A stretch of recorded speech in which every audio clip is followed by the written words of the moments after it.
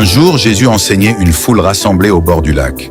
Les gens se pressaient pour l'écouter, alors il monta dans une barque pour leur parler, tandis qu'il se tenait sur le rivage.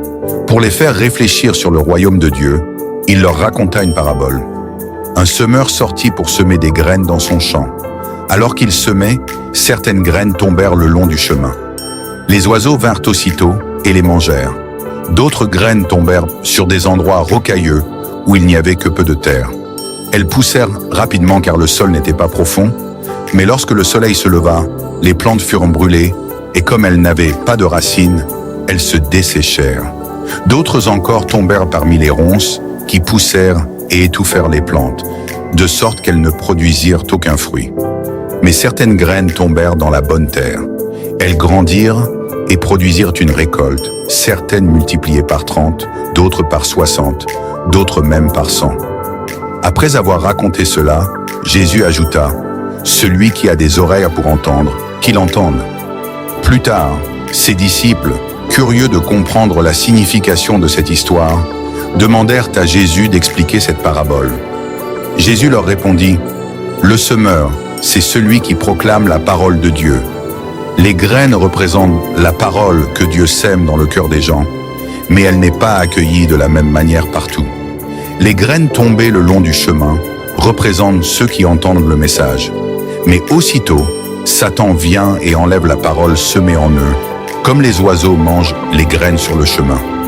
Les graines tombées sur les endroits rocailleux représentent ceux qui entendent le message et le reçoivent avec joie, mais ils n'ont pas de racines profondes. Ils croient pour un moment, mais quand les épreuves ou la persécution surviennent, ils abandonnent aussitôt. Les graines semées parmi les ronces représentent ceux qui entendent la parole, mais les soucis de ce monde, l'attrait des richesses et toutes sortes de désirs viennent étouffer la parole, et elle ne porte pas de fruits. Enfin, les graines tombées dans la bonne terre représentent ceux qui entendent la parole, l'acceptent et la laissent transformer leur vie. Ils portent beaucoup de fruits, accomplissant de bonnes œuvres et partageant l'amour de Dieu. Leur vie produisent une moisson abondante, multipliée de 30, 60 ou 100 fois. Par cette parabole, Jésus montrait que le message de Dieu est pour tous, mais sa croissance dépend de l'état du cœur de celui qui le reçoit. Jésus invitait chacun à examiner son cœur, à enlever les pierres de ses doutes et les ronces de ses préoccupations pour devenir une bonne terre, prête à porter du fruit pour le royaume de Dieu.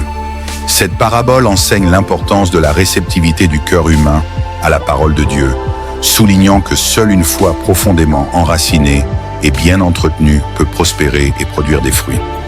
Si tu as aimé cette histoire, abonne-toi et partage-le à un chrétien.